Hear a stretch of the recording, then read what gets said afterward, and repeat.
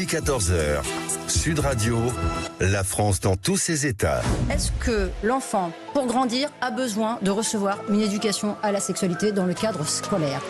Dès la maternelle, 3-5 ans, les standards de l'OMS préconisent de commencer avant l'âge de 4 ans. On peut choisir à 3 ans ou 4 ans d'être une fille ou un garçon. Vous êtes un monsieur? Non. Si. Ils préconisent que soit abordé le sujet de la masturbation enfantine précoce, du plaisir et de la satisfaction liée au toucher de son propre corps, du droit d'explorer les identités sexuelles. Toi, t'es quoi? Une fille? Pourquoi? Parce que... Mardi 16 décembre 2025, il est midi 5. Bienvenue sur Sud Radio. Vous êtes avec Perico Légas, encouragé parce qu'il en a toujours besoin par Maud Koffler qui a une énergie Bonjour à tous. d'enfer. Et puis Julien Delmas est là pour veiller à ce que l'émission soit limpide. Et Emmanuel Galasso vous attend au 0826 300 300 pour recueillir vos pertinentes et courageuses questions. Faut-il tous les abattre ? Je parle des troupeaux contaminés par la dermatose, évidemment. C'est une question qui semble diviser le monde syndical agricole, le monde agricole syndical. Principe de précaution en totalité, ou peut-on trouver un biais par lequel on ne serait pas obligé d'abattre systématiquement le troupeau s'il y a une des vaches contaminées? Nous allons recevoir pour en parler Lux Messart, qui est vice-président de la FNSEA. Il est éleveur dans l'Oise. Quels sont les dangers de l'éducation sexuelle obligatoire? Déjà, la notion d'éducation sexuelle obligatoire est sujette à caution. Qui décide de quoi? De quel programme? Nous en discutons avec Christophe Hotzenlögel, juriste européen. J'ai l'impression que les Français en ont marre, pour ne pas dire plus rien à faire du budget. Ça va dans tous les sens. On en entend parler à longueur de journée dans des approches différentes, de moins en moins claires. Voilà. Donc, est-ce qu'on va avoir un budget? En quoi ça consiste? Et puis, quels sont les vrais enjeux? Les partis politiques se déchirent à l'intérieur des mêmes tendances politiques. Il y en a qui sont pour, il y en a qui sont contre. On va essayer d'éclairer tout ça avec le sénateur Horizon Vincent Louault, qui est lui impliqué, puisqu'il est Horizon, donc il était dans l'ancienne majorité présidentielle, il aura son avis à donner. Et surtout, on le gardera aussi à l'antenne. Il vient une heure, de 13h à 14h, parce qu'il est lui-même exploitant agricole en Indre-et-Loire. Il élève des céréales. Son papa, qui était sénateur, a un élevage aussi de bovins, donc il est sur le terrain et on pourra décrypter avec lui, avec sa version des faits en tant que sénateur, en tant qu'élu, sur cette crise agricole. Les données confidentielles de l'État sont-elles menacées? Il y a eu une cyberattaque contre le ministère de l'Intérieur. Laurent Nunez s'en est expliqué. Alors évidemment, on nous dit non, oui, bien sûr, mais il y a rien de dramatique. On va essayer d'en savoir un peu plus et savoir qui est derrière cette agression. Est-ce que ce sont des hackers qui s'amusent, ou est-ce une puissance étrangère qui voudrait nous faire du mal? L'incroyable dysfonctionnement de notre musée du Louvre, qui était en grève hier parce que les syndicats disent que tout ça est géré n'importe comment. Et là, nous apprenons, c'est Maud Koffler qui va nous avoir 3,5 millions d'euros pour installer la vasque olympique dans l'enceinte du Louvre. Ben oui, bien sûr, on n'a déjà pas beaucoup d'argent pour mettre des caméras, mais on va en trouver pour mettre, voilà. Qui fait peur aux petites vieilles la nuit? Là aussi, c'est Maud. Je suppose que c'est pas elle, mais en tout cas, elle s'est penchée sur les questions. Voilà. Et puis nous aurons un petit souvenir de guerre avec un sous-marin de la guerre de 40, un sous-marin français qu'on a retrouvé au fond de l'Atlantique. Voilà le menu du jour. Sud Radio, la France dans tous ses états, l'humeur de Perico. Nous en avons un peu ras-le-bol d'entendre les Allemands nous dire qu'il faut aller dans un sens, dans l'autre. Je parle évidemment du moteur thermique, dont on nous a expliqué qu'il fallait les arrêter en 2035, parce qu'il fallait remplacer impérativement par les moteurs électriques. Et puis, évidemment, les moteurs électriques sont fabriqués par la Chine, les moteurs thermiques sont surtout des industries européennes, mais il faut, bien sûr, satisfaire les revendications écologistes, parce que les moteurs thermiques, c'est de l'énergie fossile qui fait du mal, donc on en est là. Et là, on vient d'apprendre que les Allemands, après nous avoir dit qu'il fallait arrêter fabrication des moteurs thermiques en 2035. Voilà, à la grande inquiétude de nos industriels, de Renault, de Stellantis, qui ont poussé évidemment un signal d'alarme. Le PDG de Stellantis à l'époque, M. Taveras, avait dit ça se réglera dans les urnes, parce que les conséquences économiques sont tellement graves qu'il y aura un impact sur l'économie de ce pays. Et là, les Allemands ils ont réfléchi, alors que Monsieur Scholz avait dit oui, 2035. Là, Monsieur Merz dit mais finalement, on va peut-être repenser un peu la chose. C'est peut-être pas obligatoire d'arrêter en 2035. Le problème, c'est qu'il faut pas tout mettre ses œufs dans le même panier. Le tout électrique, c'est impossible, parce qu'il y a des minerais rares, il y a des métaux rares dont la Chine a le monopole, comme la technologie. Donc ça veut dire qu'on se rend encore plus dépendant de la Chine. Il faut diversifier notre énergie automobile, notre mécanique automobile.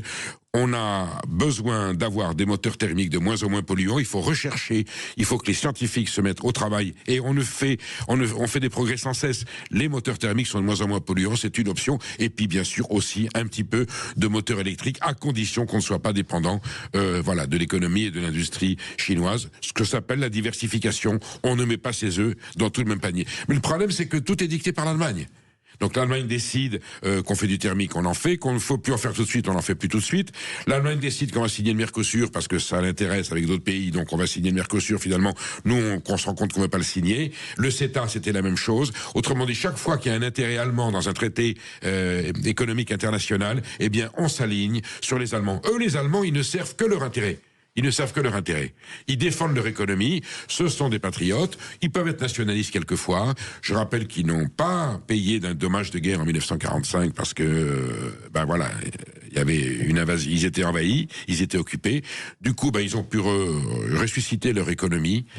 Aujourd'hui, ils sont dominants, ils sont triomphants, et on continue, nous, Français, à nous incliner à chaque fois parce que nous sommes les bons élèves de la classe. On veut donner des gages, on veut dire, voyez, nous, on s'aligne, on a conscience des intérêts européens, on joue collectif. Eux, jamais, et nous, toujours. Alors peut-être qu'il serait temps que nos gouvernants, notre classe politique se réveillent. Les Allemands défendent l'Allemagne, et ça serait bien que la France défende la France. Tant contesté et tant attaqué, la FNSEA se défend avec Lux Messard, que nous recevons dans un instant. Il est le vice-président de la FNSEA. N'hésitez pas à lui poser vos questions. 0826 300 300. À tout de suite sur Sud Radio. 14h, Sud Radio, la France dans tous ses états, le fait du jour. On va continuer à buter les vaches pour rien dans ce pays, des vaches saines. Il est hors de question que j'annonce à ma compagne qu'on abattra tout son troupeau pour une bête malade. Hors de question. Ils nous font chier, ils n'écoutent rien de ce pays de merde. Des éleveurs, ça va finir au bout des cordes, tout ça. Des bons à rien, j'ai pas d'autre mot. Un génocide, ils sont en train de faire, un génocide. On parlait à un mur de Madame la Ministre. Moi, j'appelle l'opinion publique à nous suivre. Il y en a marre. On veut rien que manifester pour travailler. C'est fou dans ce pays. Ça, si elle veut pas l'entendre, eh bien on arrachera des routes, on fera sauter les ponts, c'est pas un problème. Et s'il faut en arriver plus loin avec les gendarmes mobiles, eh bien tant pis. Si elle nous y pousse, on les fera. On va tous crever avec cette ministre. Stop, arrêtons ce carnage de l'abattage total. C'est fou, s'il vous plaît. Voilà, tous ces témoignages ont été recueillis par notre journaliste Christine Bouillot. La ministre de l'Agriculture, Annie Genevard, est allée au contact des syndicats hier à Toulouse pour y défendre sa gestion de la dermatose nodulaire contagieuse. Une grande campagne de vaccination est prévue. Pour autant, la tension ne baisse pas. La coordination rurale est en tête de proue de cette mobilisation paysanne et elle reproche à la FNSEA sa bipolarité, ses accointances avec le gouvernement, bref, de ne pas défendre les intérêts des agriculteurs. On en parle avec le vice-président de la FNSEA, Lux Messard, bonjour. Bonjour. Bonjour Lux Messard, merci d'être avec nous à l'antenne de Sud Radio. Vous avez entendu la colère, ils sont vraiment furieux. J'ai l'impression que le monde agricole est un peu divisé. En tout cas, les syndicats ne parlent pas de la même voix. Il semble qu'il y ait un petit peu des divergences. On réécoute encore un extrait. Regardez les médias, CR, d'accord, CR Occitanie, CR 09, Confédération Paysanne, FDSA, mais FDSA local, parce que... Local, hein, pas le national, c'est local. Rousseau n'était pas là. Voilà, donc on croyait qu'il y avait un rapprochement coordination rurale et confédération paysanne sur l'histoire de l'abattage, sur la colère paysanne, et là on voit bien que sur place, il y avait un représentant de la FDSEA Haute-Garonne qui était là, qui se plaignait que votre président, Monsieur Rousseau, ne soit pas présent. Est-ce qu'il y a au sein de la FNSEA, une petite divergence? Est-ce qu'il y a une lecture différente de la situation selon qu'on soit sur le terrain en éleveur ou selon qu'on soit aux instances dirigeantes? Moi, je crois pas. Vous savez, moi, je suis éleveur. Cette détresse, cette colère des éleveurs, je l'entends. Moi-même, si demain j'avais mon troupeau, j'avais cette problématique de dermatose, je pense que on serait tous à se questionner. On l'est tous. Hein. Aujourd'hui, ça doit pas être une guerre syndicale. C'est une crise sanitaire, c'est une tempête sanitaire, et il faut qu'on arrive à l'éradiquer. Je crois qu'on est tous pour le même but, le même objectif. Après. On essaye, et à la FNSEA, aujourd'hui, on s'est positionné pour suivre les scientifiques, les vétérinaires, qui font un sacré travail. Est-ce qu'ils ont raison? Je l'espère. En tout cas, ça a démontré aujourd'hui, c'est une maladie virulente. Hein. Là où on a attendu 10 jours avant d'abattre, on est passé de 2-3 animaux à une vingtaine d'animaux qui étaient contaminés. On voit bien que les pays, l'Espagne, l'Italie, a pris les mêmes mesures. Il est urgent d'avoir la sécurité, la garantie que ces scientifiques nous emmènent pas dans le mur. Et clairement, aujourd'hui, il faut sauver le maximum de troupeaux, il faut sauver le maximum, éviter de tuer le moins de vaches possible. On est tous dans le même objectif. Après, la seule chose, c'est que comme pendant le Covid, est-ce qu'il y a beaucoup de gens qui se disent savoir tout? Moi, je suis très humble, je sais pas aujourd'hui. Et je crois qu'à la FNSEA, on est dans cette optique-là, c'est de se dire que quand c'est des moments de crise sanitaire, il faut absolument en sortir. Et la détresse, c'est normal puisque nos animaux, il y a de l'affection, il y a de l'empathie.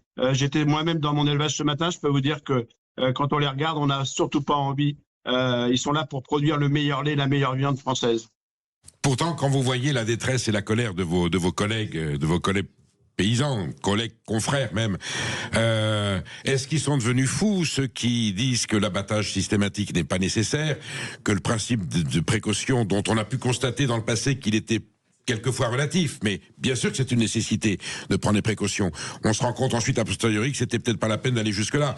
Je pense à ces millions de canards qui ont été abattus, qui étaient comestibles. Et là, un des arguments que sortent les opposants à l'abattage systématique, c'est qu'en tout cas, puisque la maladie n'est pas contagieuse à l'homme, pourquoi est-ce qu'on garde pas la viande? Pourquoi il y a cette perte? Qu'on abatte l'animal contaminé, qu'on le détruise, c'est une chose. Mais les autres bêtes du troupeau, si la viande est consommable, autant l'exploiter. Pourquoi tout détruire? Alors, bien sûr, cette viande, elle pourrait être consommable, mais je pense que vous, comme moi, quand on voit les images, on n'aimerait surtout pas les voir arriver dans nos supermarchés. Aujourd'hui, c'est à peu près 3000 bêtes, c'est 3000 bêtes de trop, hein, mais cette crise, elle est là. Ces gens-là, ils sont surtout pas fous, hein. C'est des gens passionnés, comme moi, comme la majorité des éleveurs français, et c'est ça qu'il faut sauver. On sera aussi demain à Bruxelles pour dire non, et que notre président de la République affirme plus clairement ce non. Alors aujourd'hui, on nous dit que l'Italie serait aussi pour repousser le Mercosur. C'est pas le repousser, c'est le refuser, puisque c'est pas du tout. Moi, je pense que c'est une chance d'avoir autant de gens passionnés pour produire la meilleure alimentation pour nos assiettes, et qu'aujourd'hui, je le redis, hein, moi, en tout cas, il faut arrêter ce combat syndical, ce combat où même politique, où certains, quand on entend certains hommes politiques ou femmes politiques qui nous disent savoir, moi je sais pas. Et c'est pour ça qu'on se reporte à des scientifiques. Quand je vois Madame Pricou qui a géré l'ESB, qui a géré la fièvre afteuse, c'est quand même des scientifiques qui ont passé énormément de temps à regarder la maladie. Le problème, c'est que cette maladie, en Afrique, les animaux vivent avec. Chez nous, en Europe, on n'a jamais été contaminés. Et du coup, nos animaux seront forcément beaucoup plus sensibles et beaucoup plus affectés. Ce qui était urgent, et là, on est entièrement d'accord avec la coordination rurale, la Confédération paysanne, c'est de vacciner le maximum. Mais aujourd'hui, on sait qu'on n'a pas les 16 millions de doses. On en a aujourd'hui 2,5, 3 millions. Et que rapidement, il faut accélérer cette vaccination qui sera, j'en suis persuadé, la meilleure protection. Et il faut que derrière, la France se bouge pour aller se dire qu'il n'est pas question que d'en faire une guerre économique, parce qu'on ne peut pas. se faire de l'argent sur le dos des agriculteurs français. Donc, vous considérez qu'Annie Genevard, ministre de l'Agriculture, gère cette crise de façon pertinente et efficace et que ce qu'elle dit est incontestable? Non, je dis surtout pas ça. Je dis que il y a eu des ratés de l'État. Il y a eu des ratés notamment sur la communication. Il y a des ratés sur le délai des fois entre la suspicion et puis le dépeuplement. Et puis surtout, je pense que Annie Genevard aujourd'hui doit accélérer les échanges, qu'on puisse aller chercher les vaccins là où il le faut, et surtout qu'il n'y ait pas derrière cette crise sanitaire une guerre économique sur laquelle demain, puisqu'on engraisse de moins en moins de veaux du jour, qu'on engraisse de moins en moins de broutards, que demain, ce n'est pas de conséquences sur le prix de la viande française. Alors justement, Luc Smessard, sur l'enjeu économique, il y a une autre divergence qui vous divise un petit peu, qui vous distingue des autres syndicats. Eux disent, si c'est une production qui est destinée au marché français, l'abattage n'est pas obligatoire. En tout cas, la consommation de viande peut, vous dites qu'on n'irait pas acheter de la viande dont une vache aurait été contaminée dans le troupeau, mais l'autre est saine. Je crois que votre enjeu à vous, FNSEA, c'est l'exportation, c'est-à-dire l'élevage français à grande échelle, cet élevage que les autres qualifient d'industriel où vous exportez. Là, effectivement, s'il y a un vaccin, l'exportation n'est plus possible, et que donc si on vaccine pas, le troupeau meurt, et si on le vaccine, on peut plus l'exporter. Eux vous disent, mais nous, le marché français, il n'y a pas de problème, ça se vendra. C'est à l'export que ça va poser un problème. C'est ça qui vous inquiète? Là où c'est en divergence avec vous, c'est que c'est bien la FNSEA, les fédérations bovines, laitières, qui se sont battus pour le Made in France, et qu'aujourd'hui les Français sont très attachés aux produits et transformés en France. C'est une bonne chose. Bien sûr. C'est qu'on a quand même complètement abandonné l'engraissement, et malheureusement nos broutards s'en vont majoritairement en Italie. Majoritairement nos petits veaux de 8 jours, les veaux laitiers de 10-15 jours, s'en vont engraisser soit en Espagne, soit aux Pays-Bas, soit en Belgique, parce que on n'a pas souhaité avoir des bâtiments d'élevage chez nous. Et donc, voilà, on paye le prix fort. Et c'est pour ça qu'aujourd'hui, nous, on se dit qu'aujourd'hui, il y a ce qui est produit chez nous, et puis il y a aussi ce qui va de nos animaux qui vont demain être transformés en Italie. Alors peut-être qu'il faut... c'est pour ça qu'on a besoin aussi d'une vision retransformée davantage chez nous. Et je pense que là, la boucle sera bouclée, et que dans ces crises sanitaires, on saura peut-être mieux gérer. Mais aujourd'hui, au cas où, on a besoin de produire, et aussi que nos animaux puissent avoir un débouché. Qui s'est opposé à l'extension des bâtiments d'engraissement? Vous le savez bien. Aujourd'hui, il y a toutes ces associations anti-viande, des associations qui font que on veut du chez nous, mais pas chez moi. C'est-à-dire que dès qu'il y a un bâtiment qui se met en place, on se rappelle dans la Creuse, on se rappelle sur le plateau du Larzac, où il y avait eu une volonté d'avoir de l'engraissement de veau, et on sait que le veau c'est bon à manger. Aujourd'hui ça s'est pas fait, et donc du coup on continue à exporter nos veaux laitiers qui s'en vont soit en Belgique, soit en Espagne, et on va les racheter au prix fort. Et donc c'est pour ça aussi que si on se bat aujourd'hui, c'est pour soutenir l'ensemble de la filière, de la production, jusque bien sûr la qualité qu'on doit retrouver dans nos assiettes. Bon, donc vous êtes de ceux qui, puisque vous protégez le marché français, vous êtes évidemment vent debout contre l'adoption du Mercosur. Vous pensez que le gouvernement va avoir, faire preuve de courage et de bon sens, et de se donner tous les moyens pour empêcher la signature de ce traité, ou vous pensez que c'est irréversible? Je suis très inquiet. Vous parliez tout à l'heure d'Annie Genevard. Je pense qu'elle doit être encore plus ferme. Le président de la République, le Premier ministre, doit s'opposer fermement, et pas simplement, on l'a bien vu, quand il est au Brésil, il dit le contraire de son discours de Toulouse. Et on voit bien qu'aujourd'hui, le bras de fer, il est avec l'Allemagne, et que on est en train de brader notre agriculture face à des voitures allemandes, face à d'autres enjeux. Et c'est clair, il faut protéger l'agriculture, il faut protéger le secteur agroalimentaire. Luc Smessard, on recevait justement dans la matinale ce matin la ministre de l'Agriculture Annie Genevard qui disait espérer un report de l'examen de l'accord sur le Mercosur. Elle dit von der Leyen doit comprendre que cet accord est d'un autre âge, qui n'est pas protecteur. On entendait aussi les témoignages des agriculteurs, notamment de la coordination rurale, pour ne citer qu'eux, mais qui ne croient plus du tout en la parole politique. Est-ce que vous, Luc Smessard, vice-président de la FNSEA, vous croyez encore en la parole des politiques? n'importe comment. On est dans une démocratie. Moi, je veux croire, et on n'est pas là pour, j'allais dire, mettre le feu. Mais si demain notre président de la République n'arrive pas à affirmer son nom très fortement et que la France ne se fasse pas piétiner par la Commission européenne et notamment par Ursula von der Leyen, oui, le pays s'embrasera. Et je pense que tous les syndicats, y compris la FNSEA et les jeunes agriculteurs, seront entièrement mobilisés et déterminés parce que c'est un enjeu, un enjeu de fond. Est-ce qu'on veut continuer à produire notre alimentation, cette fameuse souveraineté alimentaire, ou est-ce que on fait une croix dessus et qu'on va importer de l'autre bout de la planète qui est fait avec des pratiques où on utilise encore les hormones, des feedlots où on a des milliers de bêtes, alors que chez nous, on parle en dizaines ou en centaines d'animaux. C'est tout à fait un concept que nous, on refuse, et c'est pour ça qu'on est déterminés. Je pense que la coordination rurale et la confédération paysanne a mis un peu de temps à réagir face à ces accords. Ce rouleau compresseur qui dure depuis plus de 20 ans et qu'on voit bien aujourd'hui, la France a du mal à arrêter.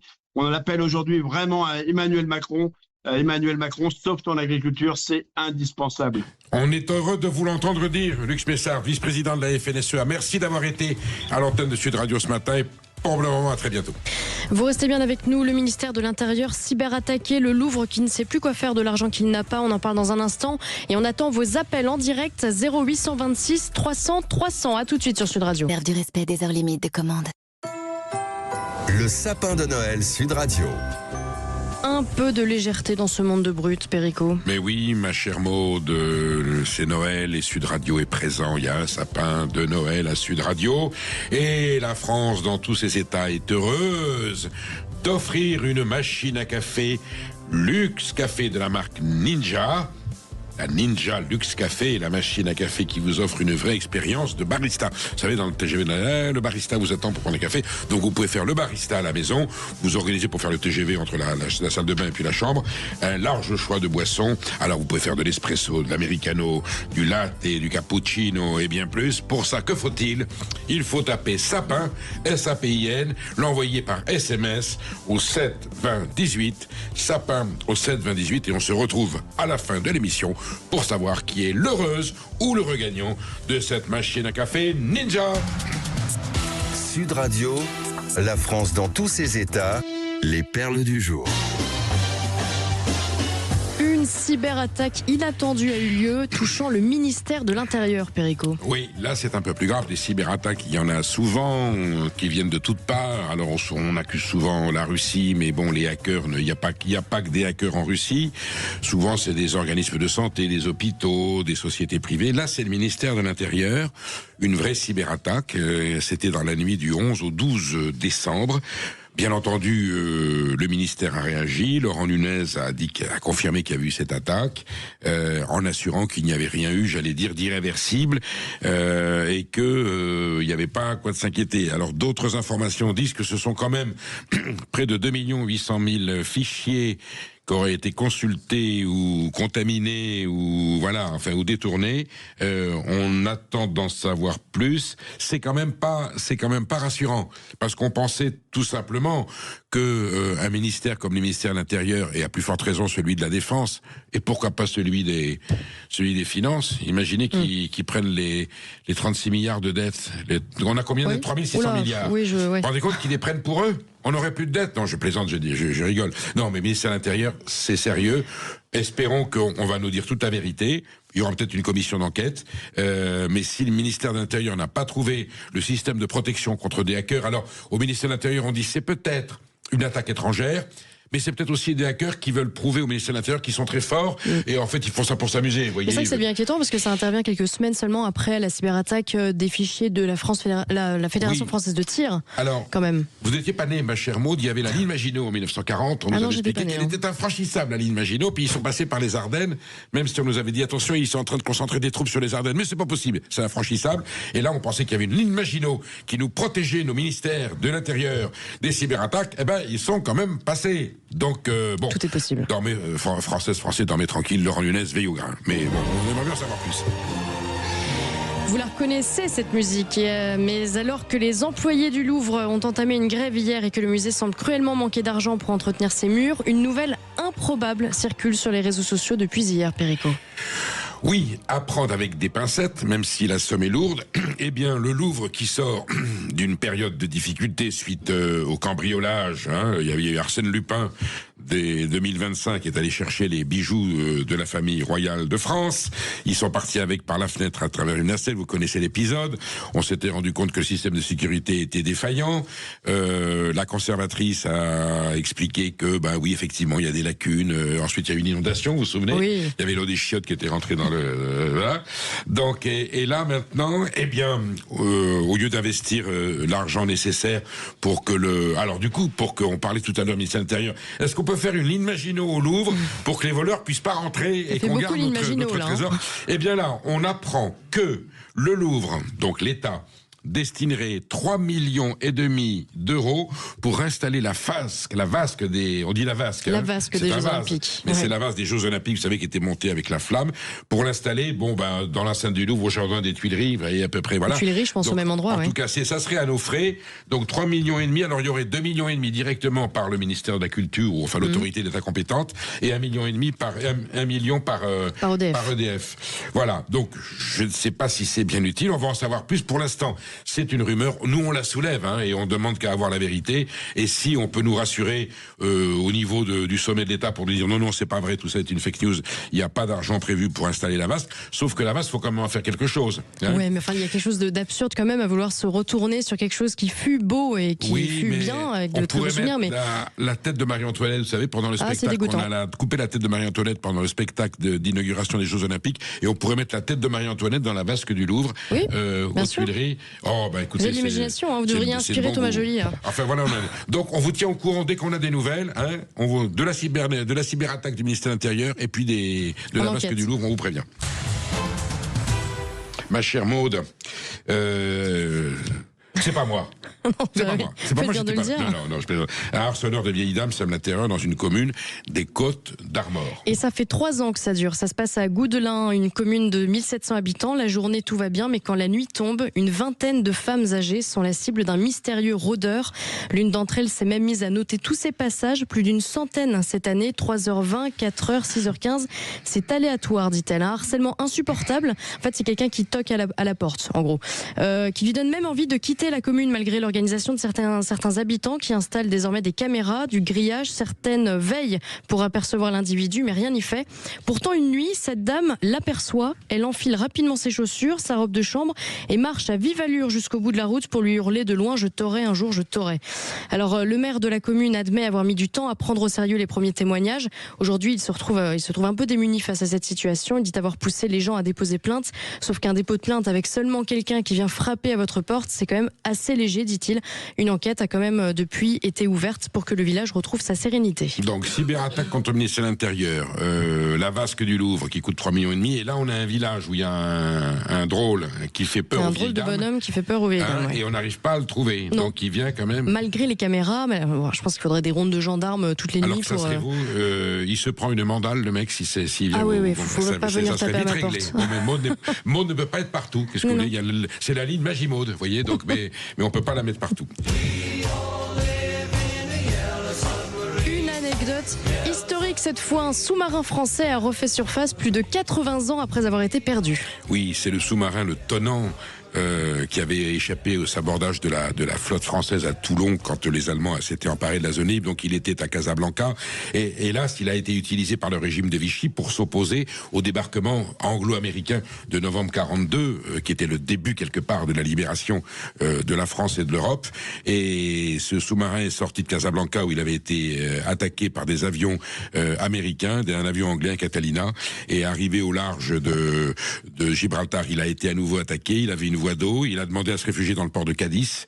Les Espagnols ont dit on peut pas vous garder parce que comme la guerre commençait à mal tourner, le régime de Franco a pas voulu prendre de risques, donc le sous-marin est ressorti, s'est sabordé entre Gibraltar et Tanger, donc dans l'isthme entre la Méditerranée et l'océan Atlantique, et puis voilà, disparu 15 novembre 1942, voilà. Et là, il y a des plongeurs bretons qui sont allés et on a retrouvé le Tonnant. On voulait juste vous le signaler, peut-être qu'on va pouvoir le remettre à flot, et puis pour protéger nos côtes, parce que s'il y a une cyberattaque, il peut y avoir une attaque sous-marine. On a retrouvé le Tonnant, donc la marine française est renforcée avec un sous-marin dernier cri. Et un règlement de compte sur fond de narcotrafic pour changer a conduit à l'incendie d'un collège dans la nuit de vendredi dernier à Dijon. Voilà, donc les narcotrafiquants, on connaît leur efficacité, leur violence, leur détermination. Cette tragédie défraye la chronique française depuis quelques semaines et quelques mois. On a eu l'épisode Marseille qui est tragique.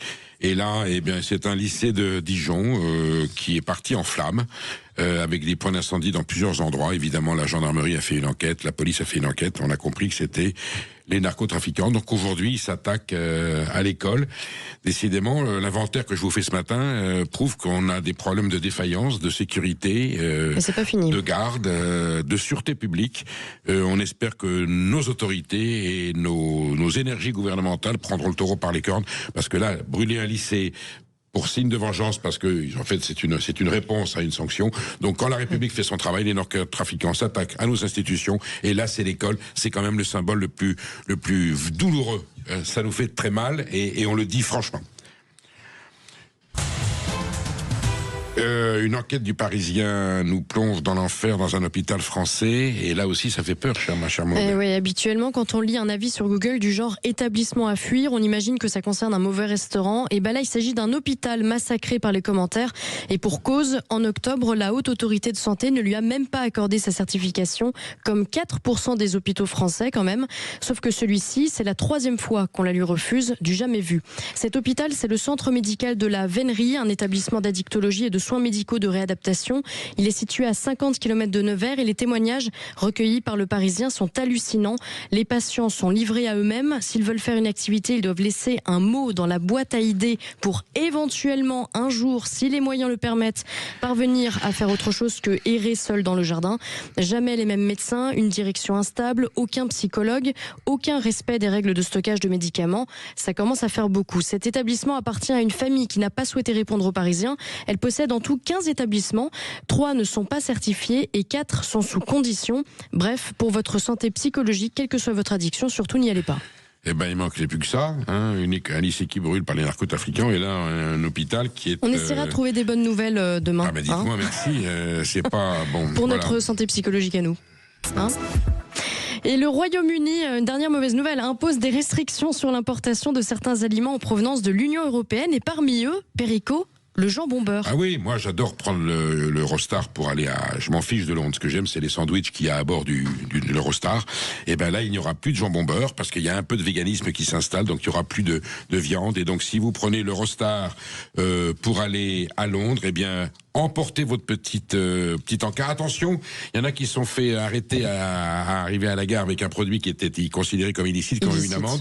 Donc prenez votre bouteille d'eau, des chips éventuellement, et puis je sais pas, des cacahuètes. Faites attention à ce que vous emportez dans l'Eurostar. Vous pouvez avoir des ennuis avec la police britannique, et ça serait dommage que votre voyage soit gâché parce que vous avez emporté un petit bout de saucisson français. Ça devient quand même franchement n'importe quoi. Dans un instant, nous parlerons de cet organisme qui saisit l'ONU contre le programme d'éducation sexuelle obligatoire, le programme EVARS, dont vous avez certainement entendu parler. Peut-être que vos enfants en ont déjà été, j'allais dire victimes. Non, on peut pas dire ça, mais en tout cas, ont déjà reçu cet enseignement à la sexualité. On en parle dans un instant. 0826 300 300 pour nous appeler et nous poser toutes vos questions en direct sur Sud Radio. À tout de suite. Midi 14h, Sud Radio, la France dans tous ses états. Tandis que l'État vient d'être condamné à 1 euro symbolique pour avoir tardé à organiser des séances d'information et d'éducation à la sexualité à l'école, le programme EVARS fait encore couler de l'encre, et un organisme a même décidé de saisir les instances de l'ONU pour défendre les droits des parents opposés à cet enseignement. On en parle avec Christophe Folzen-Legel, juriste au Centre européen pour le droit et la justice. Bonjour monsieur. Bonjour.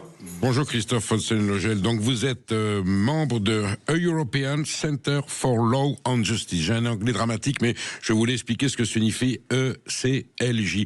Quelle est la fonction de cet organisme ? C'est une bourgeoise, une association de droit commun qui est en fait là pour défendre les droits des parents, plusieurs droits fondamentaux auprès des institutions principalement européennes et onusiennes. Et donc là en fait ce qu'on fait c'est qu'on reprend en quelque sorte le recours que Juristes pour l'enfance et d'autres associations de défense des droits des parents avaient porté devant le Conseil d'État contre le programme EVARS. Pour, comme ils ont perdu devant le Conseil d'État, on essaye d'avoir gain de cause auprès des Nations Unies. En quoi consiste le programme EVARS ? Alors, EVARS veut dire éducation à la vie relationnelle, affective et sexuelle.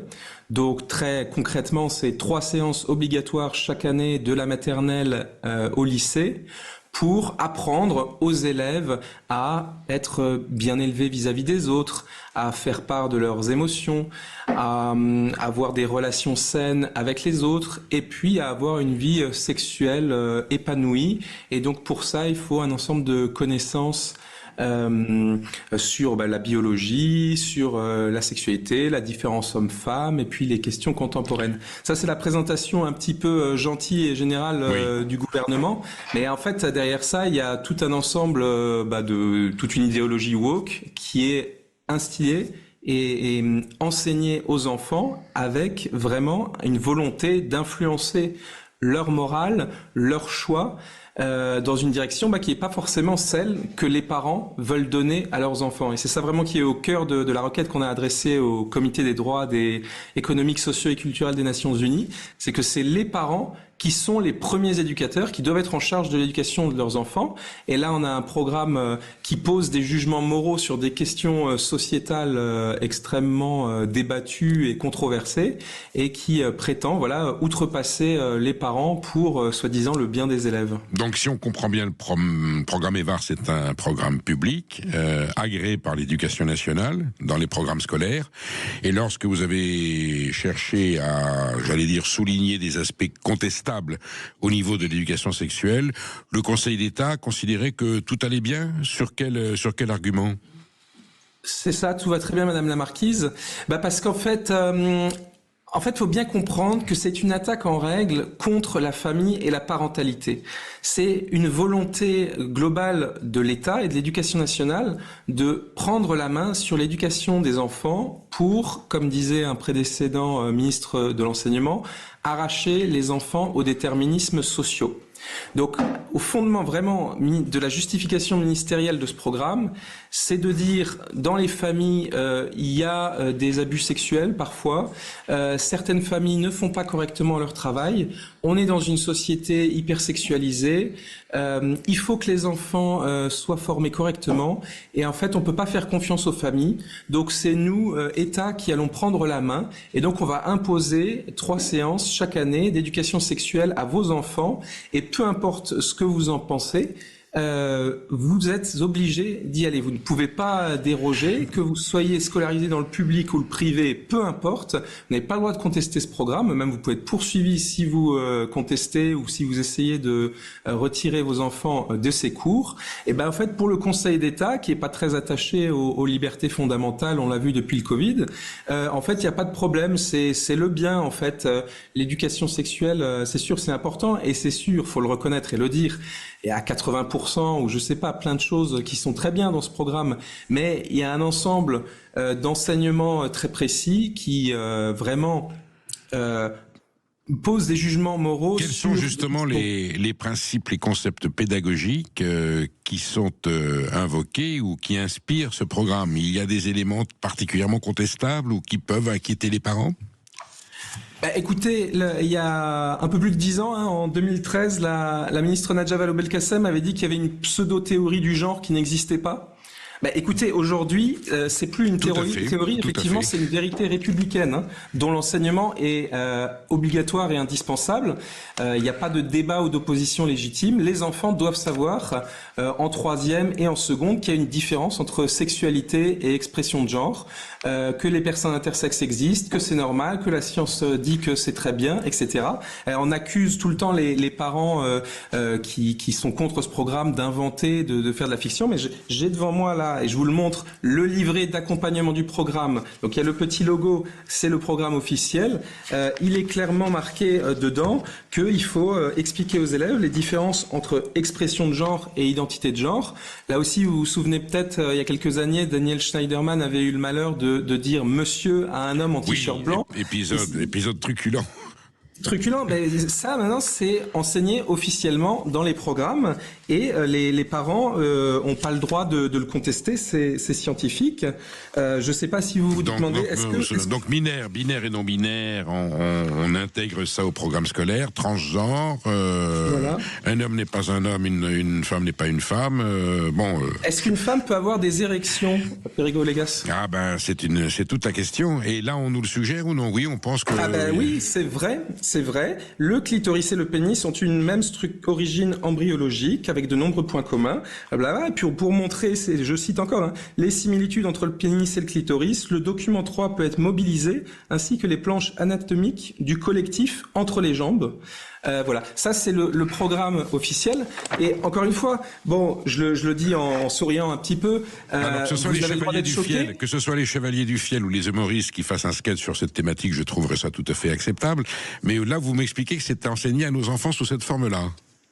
Voilà. Et encore une fois, ce qu'on défend, et c'est ça qui est important de comprendre, c'est qu'il y a le contenu et le principe. Et ce qui est pas normal, en fait, c'est que l'État impose une éducation morale qui peut s'opposer aux convictions des parents. Et il prétend que les parents n'ont pas le droit d'avoir des convictions opposées à ce programme. Et c'est là pour nous toute l'atteinte qu'il y a vis-à-vis des droits fondamentaux, c'est que on veut rappeler et on veut que l'ONU rappelle que ce sont les parents qui sont les premiers et principaux éducateurs, qu'ils ont le droit au respect de leurs convictions et qu'ils ont le droit de les transmettre à leurs enfants. Et là, l'imposition de ce programme, y compris aux établissements privés, contrevient complètement à ce droit fondamental et c'est juste inacceptable. À ce jour, qui sont les organismes, les associations qui se sont insurgés, qui se sont indignés, en tout cas qui ont fait un recours, j'allais dire légal?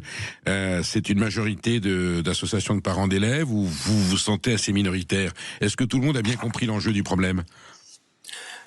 Je pense, oui. Alors, ce qu'il y a, c'est qu'il y a évidemment une grosse hypocrisie sur le sujet. Donc, il y a en tête de lance Juristes pour l'enfance qui avait formellement déposé le recours, avec derrière le syndicat de la famille. Je voudrais aussi mentionner SOS Éducation qui a fait un travail vraiment remarquable de collecte de témoignages de parents pendant les cours, parce que dès avant ce programme EVARS officiel, il y avait déjà des cours d'éducation sexuelle, mais c'était plus libre et c'était moins régulier. Là, c'est vraiment 3 séances imposées, indérogeables, obligatoires. Et donc votre collègue disait en introduction que ça va pas, les enfants sont soumis au risque ou au traumatisme du programme EVARS. Mais si vous lisez les témoignages des parents, il y a de vrais traumatismes parce qu'en fait, il y a des élèves qui posent des questions vulgaires, les professeurs répondent et en fait, ils disent des choses tout à fait choquantes à des enfants et il y a vraiment des enfants qui ressortent traumatisés de ces cours. Et je pense que, voilà, je disais juste la presse, j'ai aussi imprimé le communiqué, vous voyez, de tous les syndicats de gauche de l'éducation nationale. Ça date de mars 2022, de mars, oui. Et eux trouvent ça très bien Issus Sud, etc. Et alors eux, vous voyez, ils disent c'est chouette que l'État ait publié le programme EVARS, même s'il y a eu quelques reculs dommageables. Voilà, dommageables à cause de ces parents conservateurs, réactionnaires et proches de l'extrême droite.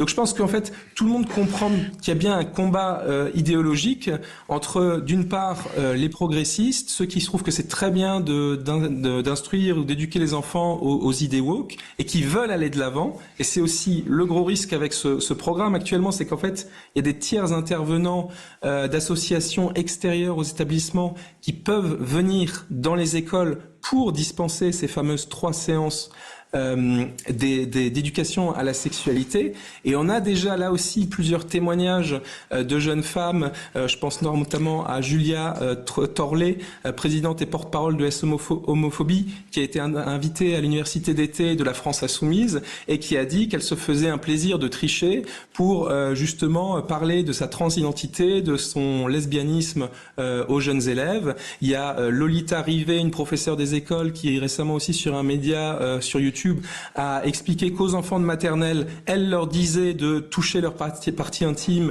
et que ça faisait, je cite, ça donne des sensations super agréables. On a tous ces témoignages d'intervenants extérieurs qui disent qu'ils vont aller encore plus loin ou aussi loin que possible lors de ces séances. Et nous, alors on nous accuse d'être réactionnaires ou d'avoir de fausses inquiétudes. On nous dit que ces programmes sont parfaitement établis en respectant toutes les normes de développement des enfants.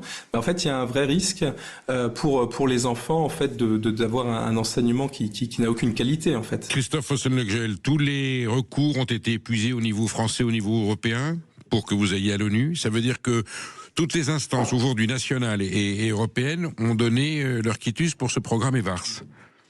Oui, alors là, on attaque formellement vraiment le programme. On attaque l'arrêté ministériel qui crée le programme.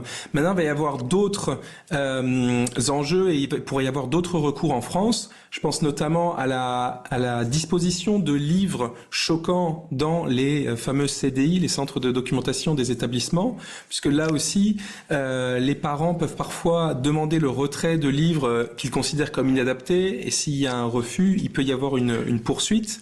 Quelle peut être la conséquence d'une décision de l'ONU? Est-ce qu'ils peuvent freiner le programme, le remettre en cause, demander à la France et à l'Europe de revoir le programme? Ils ont ce pouvoir ou ça sera juste symbolique?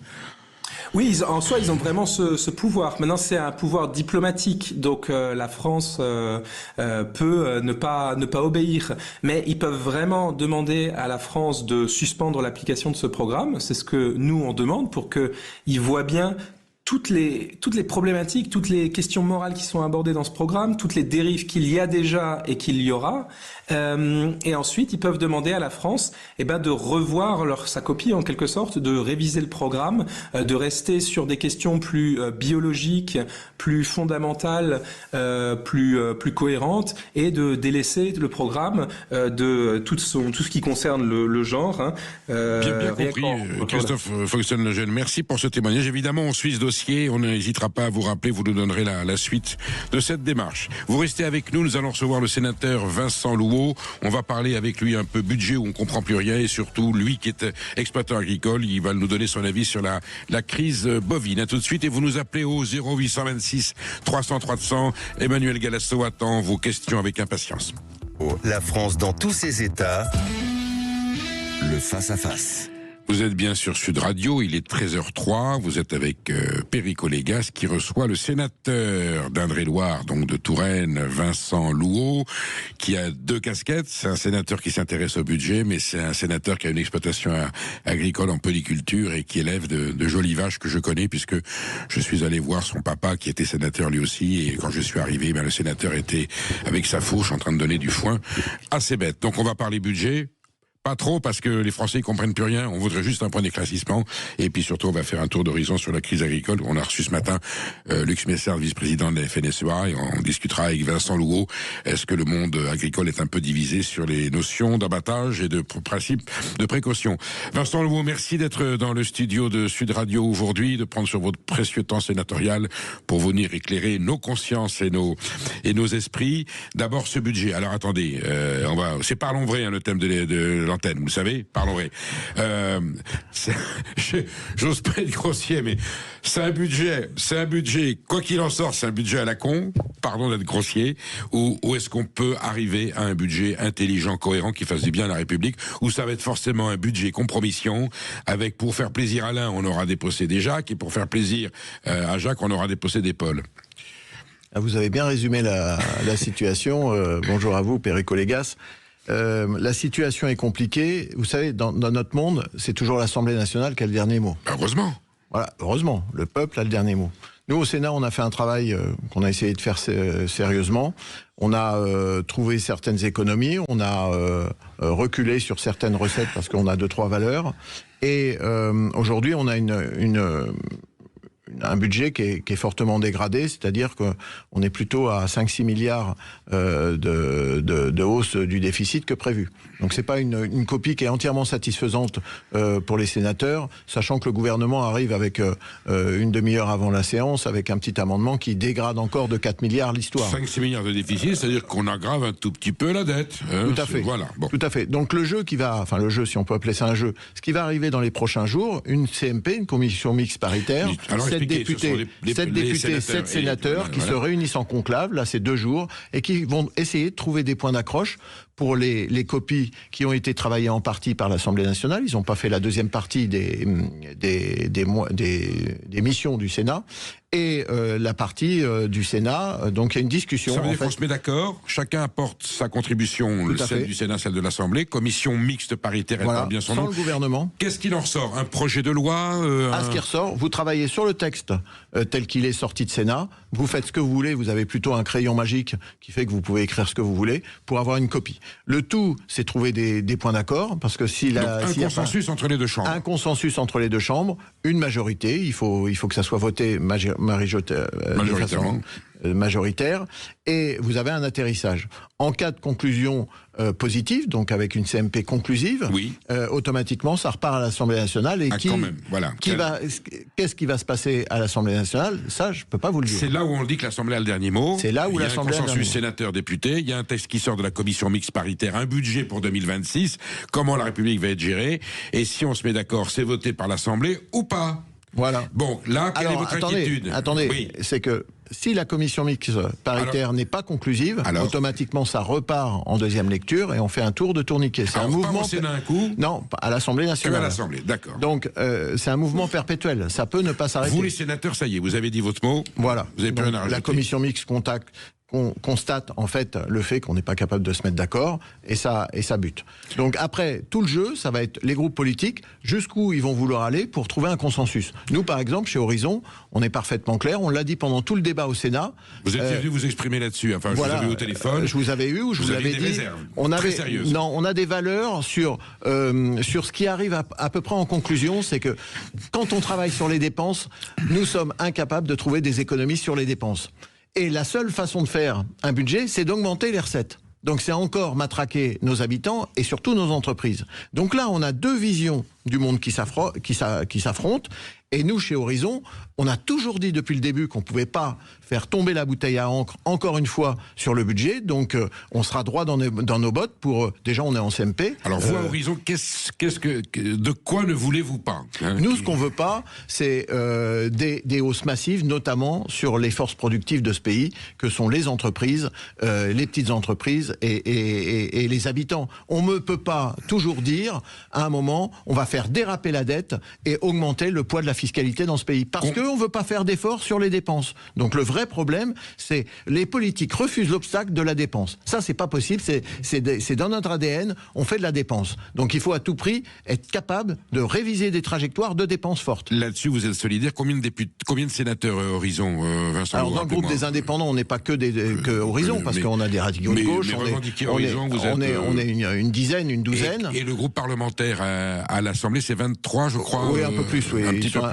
Là, vous êtes unanimes tous sur le fait qu'on n'acceptera pas de dépenses. Là, on va se refaire des bureaux politiques, on va rediscuter. Mais aujourd'hui, la position, c'est celle-là, et qui était la même sur le PLFSS. Alors, la sécurité sociale, vous avez voté comment? On a voté, on s'est abstenu massivement. D'accord, c'est ça. Ça a été. Il est passé quand même. Il est passé quand même. Grâce à votre abstention, on peut dire que vous l'avez voté parce que vous.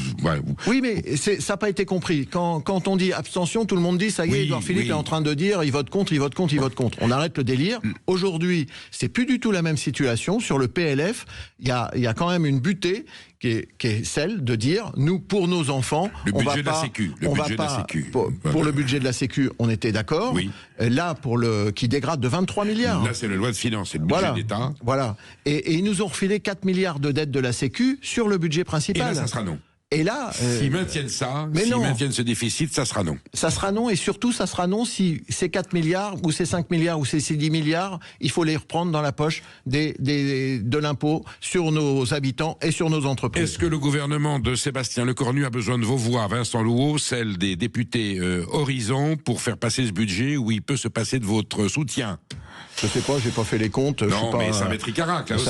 Mais bien sûr, mais vous savez, aujourd'hui, vous avez le positionnement des socialistes, on n'y comprend plus rien, c'est de l'enchère. Le positionnement des écologistes, comment se passe? Excusez-moi de vous couper. Dans votre ancienne majorité, Vincent Louot, à Renaissance, il y a des gens qui pensent comme vous, peut-être au Modem aussi, qui sont contre le déficit. Bien sûr, mais à un moment, on ne peut pas dire aux Français, bon, écoutez les gars, on veut tous partir à Noël, peinard, allez, quoi qu'il en coûte, on on vote n'importe quoi. Moi, je sais pas dire ça. Donc après, les députés feront ce qu'ils voudront. Mais moi, en tant que sénateur, je peux pas dire, allez, on arrête de s'embêter, on fait un budget quoi qu'il en coûte, et on fait encore de la dépense publique. Moi, vous savez, c'est sans moi. S'il est voté en l'état tel que le gouvernement le propose, là vous êtes contre. Ça c'est clair. Ah bah clairement, je vois pas comment on peut faire autrement.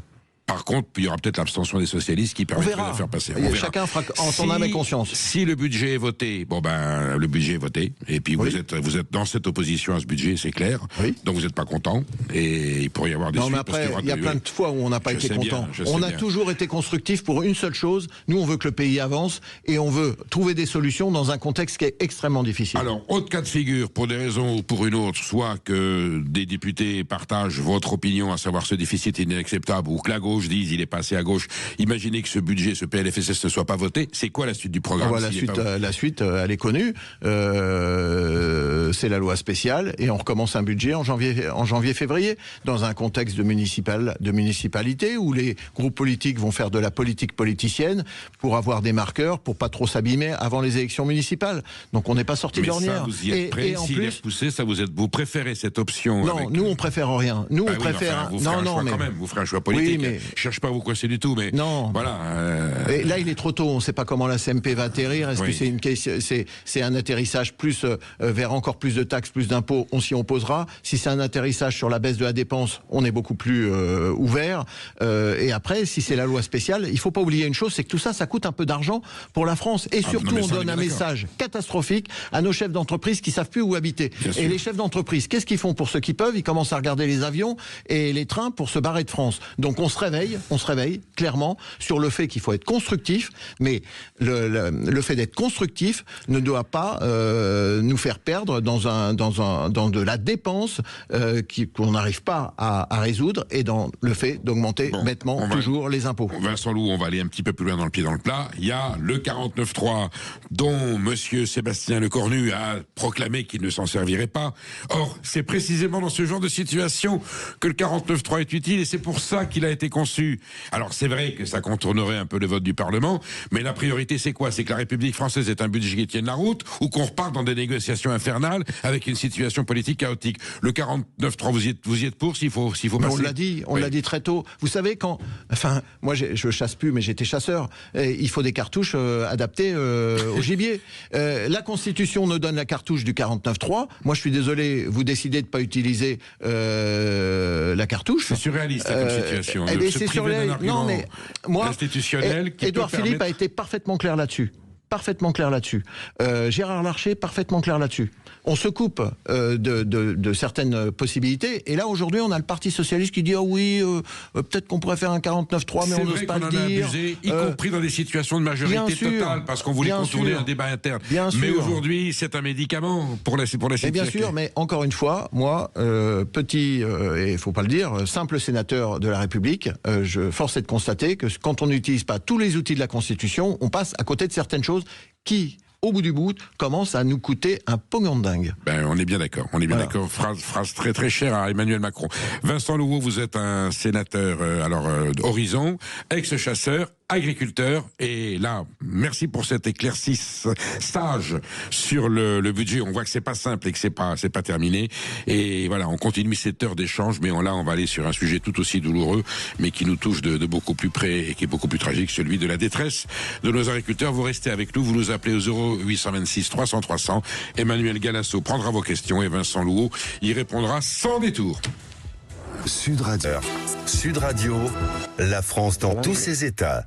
Je reçois Vincent Louveau, sénateur Horizon d'Indre-et-Loire. Nous venons de faire un horreur des mots en franglais, un débriefing sur la situation du budget, mais qui était très éclairant, donc à suivre. Vincent Louveau, on viendrait nous décrypter ce qui va se passer. Et là, comme Vincent Louveau je déteste l'expression de exploitant agricole. Vous êtes un paysan français, fils de sénateur qui lui-même est paysan, et votre papa continue à donner un coup de main. Vous avez une exploitation en Indre-et-Loire, donc polyculture, céréales, et puis vaches. C'est quoi comme race de vaches? C'est des limousines. C'est des limousines, merveilleux. Donc vous êtes un sénateur de terrain qui est confronté à la réalité. Pas de cas de dermatose, il me semble, pour l'instant, en Val-de-Loire, dans la région Val-de-Loire, mais ça peut toujours arriver. Comment vous vivez cette crise? Comme une injustice terrible? Est-ce qu'on aurait pu l'éviter? Est-ce que cette crise se nourrit des faiblesses d'une agriculture française qu'on n'a pas parée, qu'on n'a pas prévenue avant? Alors ça, clairement. Alors, on va commencer comme ça. Clairement. Aujourd'hui, la dermatose n'est que la goutte d'eau qui fait déborder le vase, d'un vase qui est archi plein, d'une agriculture qu'on abandonne depuis une vingtaine d'années. Cran par cran, l'avion baisse, pour finir, peut-être depuis 50 ans, avec un solde de commerce extérieur qui sera comme il y a 50 ans. C'est ça, la réalité de l'agriculture. On l'a dénoncé au Sénat avec des rapports, tout le monde l'a dit, tout le monde l'a constaté. Personne n'a jamais arrêté la trajectoire qu'on applique sur l'industrie, qu'on applique sur l'automobile, qui est exactement la même, qui est une idéologie mortifère de décroissance. Bon, ben, on est dedans. Et pendant ce temps-là, en même temps, comme vous continuez à manger, automatiquement, il faut importer. Donc, on s'expose à moins de production agricole et à plus d'importation. Alors, pour revenir à cette crise, aujourd'hui, vous avez une conjoncture qui est ultra spécifique. C'est laquelle? Aujourd'hui, vous avez des éleveurs laitiers qui vivent à peu près bien de leur métier pour produire du lait de vache. Ça va. Vous avez des éleveurs de viande bovine qui ont retrouvé des prix sur les élevages bovins. Ça allait jusqu'à l'arrivée de cette maladie qui vient complètement faire peur à tout le monde et perturber les choses. Et après, vous avez une viticulture en état de faillite, surtout dans le sud-ouest. Incroyable. Qui est en état de faillite, où on a 50% des coopératives qui vont couler, où on a des liquidations, où on a des suicides, parce que, vous savez, ça devient très douloureux. Et des céréales qui ont baissé de 40%, parce qu'on a fait un accord de quasi-libre-échange en juin dernier avec l'Ukraine, et donc on a les prix des céréales qui ont reflué de 200-220 euros à 160 euros la tonne. Donc, le pauvre agriculteur qui fait un peu de vache, un peu de céréales et un peu de vigne, et qui chope la maladie dans le sud-ouest, il pète un plomb. Ça, c'est le constat. Vincent Louot, le thème de Sud Radio, c'est Parlons vrai. On va parler vrai. Je ne veux pas vous coincer. Je suis pas là pour la polémique. Vous défendez quand même, vous, Vincent Louot, un modèle agricole. Votre papa peut-être aussi, mais j'allais dire, la mouvance agricole à laquelle vous appartenez. Vous êtes sénateur. Vous appartenez à une mouvance qui a plutôt apprécié le modèle agricole tel qu'il a été conçu depuis une quarantaine d'années. Le chiraco-libéralisme, la FNSEA a donné les consignes. Elle était seule à co-gérer l'agriculture française avec le ministère. C'est unique à la France. On paye aussi un petit peu cette insouciance, cet européisme béat. Je ne veux pas jeter l'anathème sur l'Europe parce que ça sera quand même la solution.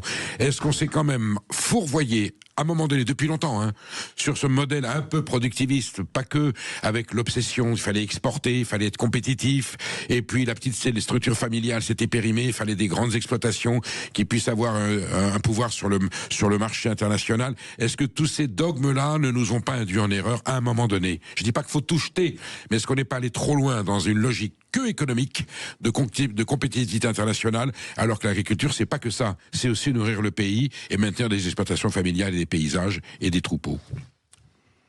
Vous me poussez au fond du terrier. Est-ce que l'agriculture est là pour entretenir les paysages quand vous allez revenir en Touraine et quand les Parisiens vont sortir et aller en vacances cet été et importer toute la nourriture? La bonne agriculture, le maintien de fait. Voilà. Je veux dire Donc oui, j'ai toujours soutenu le fait qu'on était... Alors déjà, je suis pas syndiqué. J'ai jamais été syndiqué de ma vie. Mais je rappelle parce que on fait des amalgames de tous les côtés et les raccourcis sont un peu fatigants. Premier point, moi je défends un schéma d'agriculture qui est familial, oui, pas familial sur le fait que la famille se recroqueville, mais que les capitaux appartiennent à des familles, contrairement à dans d'autres pays où les capitaux appartiennent à des trusts et à des unités financières. Donc c'est pas du tout ça. Donc on le dit pas assez. La différence est très importante. Ça c'est le premier point.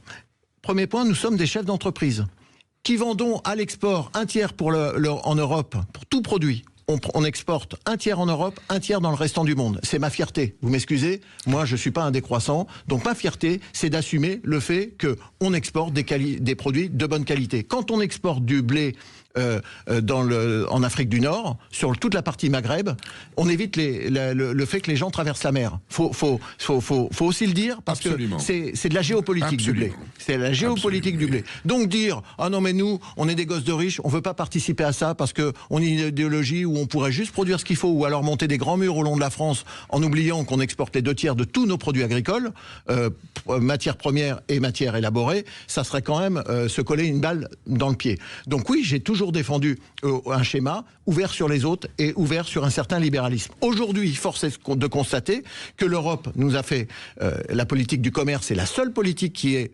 européenne, c'est pas du tout la politique agricole commune, c'est la politique du commerce. Merci de préciser. C'est important parce que la politique agricole commune est une politique nationale d'équilibre national, donc c'est chaque pays qui l'applique, alors que la politique du commerce c'est une politique européenne. C'est pour ça que Mercosur, par exemple, ils ont même plus besoin des États pour le signer. Je referme la parenthèse. La PAC, ce sont des subsides qu'on donne à des agriculteurs qui peuvent pas vivre de leur travail parce que leur matière première est sous-payée, ils doivent être compétitifs, donc on compense par des subsides. Tout à fait. Les paysans n'en veulent pas, ils veulent pas d'assistanat. Tout à fait, ils veulent vivre de leur travail. Non mais Perico Légas, moi je suis un mec sympathique, mais la réalité c'est qu'on vit dans un monde mondialisé. Alors moi, demain je veux bien un nouveau système comme l'électricité, où on me dit, comme les prestataires éoliens, où on leur dit, où on leur garantit le prix de rachat de l'électricité. Moi demain, je veux bien que la politique agricole commune soit transformée pour qu'on garantisse des prix d'achat. C'est pas le choix qui a été fait. On a donné des subventions parce que ça s'appelle les boîtes rouges de l'OMC. Notamment payées par l'Allemagne, on est d'accord, c'est elle donc qui participe on donne des subventions aux agriculteurs pour compenser le fait que, oui, je vends du blé au cours de Chicago et sur Euronext, qui est le cours mondial.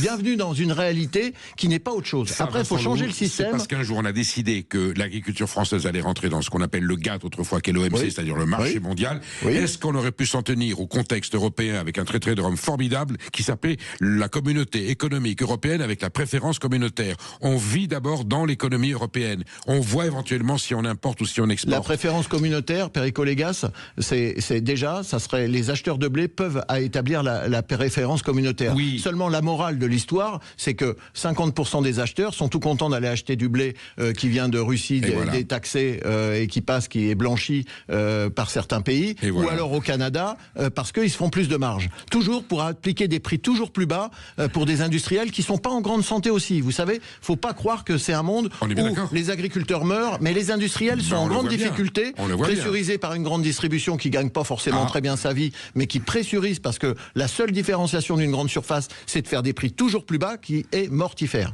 Donc aujourd'hui, moi, je suis pas là pour changer la politique agricole commune. Ça fait partie des choses qu'il faudra voir. Je pense qu'elle est à bout de souffle. On peut la repenser. Je pense qu'elle est à bout de souffle. Moi, je pense qu'il faut. qu'on nous annonce qu'elle est à bout de souffle. Je pense que les Américains ont un système assurantiel. Quand les prix descendent, c'est l'État qui paye la différence. Aujourd'hui, ce qu'on fait pour les éoliennes, vous faites un contrat avec l'État à 90 € le mégawattheure. Et si le prix descend à 30, c'est l'État qui paye la différence. C'était l'office du blé en 1936 par Léon Blum.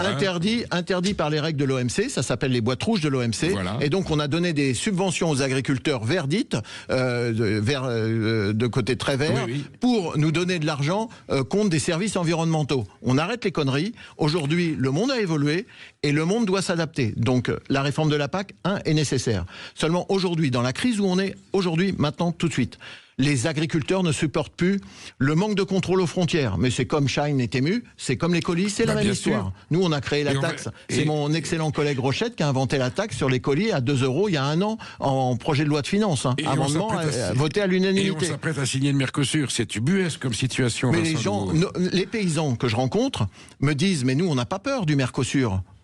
En temps normal. Mais aujourd'hui, tout le monde est en train de mourir. Croyez-vous qu'on va accepter la dernière dague d'un système de commerce qui est quand même très mal organisé pour une agriculture qui est moribonde? Et l'agriculture est moribonde en France, pas partout en Europe. C'est-à-dire qu'il faut bien avoir ça en tête. Le décrochage de la ferme France est une spécificité française, contrairement à l'Italie, qui, elle, croît son PIB agricole de 35%, les Polonais 50%, et quand nous on fait péniblement depuis 20 ans un petit 8%. Donc la France s'est mis des boulets, des chaussures de ski, et maintenant on nous dit il faut mettre les skis pour nager dans la mondialisation. Eh ben non, on n'y arrive plus, et les paysans ils pètent une pile, et les paysans aujourd'hui ils vous disent tous, ce que disent nos industriels, c'est qu'on est en train de mourir, et ils veulent plus se laisser mourir. Nous sommes avec Vincent Louot, nous disons des choses graves, importantes, passionnantes. Appelez-nous au 0826 300 300 parce que je sais qu'il y a des agriculteurs qui nous écoutent. On a Gilles d'ailleurs qu'on va retrouver tout à l'heure et on continuera ce débat, j'allais dire, exaltant avec Vincent Louot. À tout de suite. Sud Radio, la France dans tous ses états. Vous êtes sur Sud Radio avec Perico Légas qui reçoit Vincent Louot et on est dans un débat, on a parlé budget mais là on passe à l'agriculture avec vraiment du parler vrai. Vincent Louot n'a pas sa langue dans sa poche, c'est un sénateur, c'est un agriculteur, on va au fond des choses. Je peux vous dire que les formules qu'il utilise, si elles étaient mises en vigueur, peut-être que ça débloquerait une situation qui pour l'instant est totalement statique. Alors nous avons Henri qui nous appelle de Biarritz, qui est au Pays Basque. Il n'y a pas de vache à Biarritz, Henri. Il n'y a pas de vaches, mais Dieu sait s'il y a des pots de vaches. Il y a des pots de vaches, mais il y a des vaches pas loin dans la belle campagne du Labour et de la Navarre et de la Soule. Le Pays Basque est riche en belles exploitations. Et bravo Perico pour votre passion du terroir et de notre chère France. En tous les cas, je me permettais de téléphoner parce que j'ai bondi sur ma chaise quand j'ai entendu ce sénateur au demeurant charmant et agriculteur Vincent Louot, sénateur d'Indre-et-Loire, la Touraine.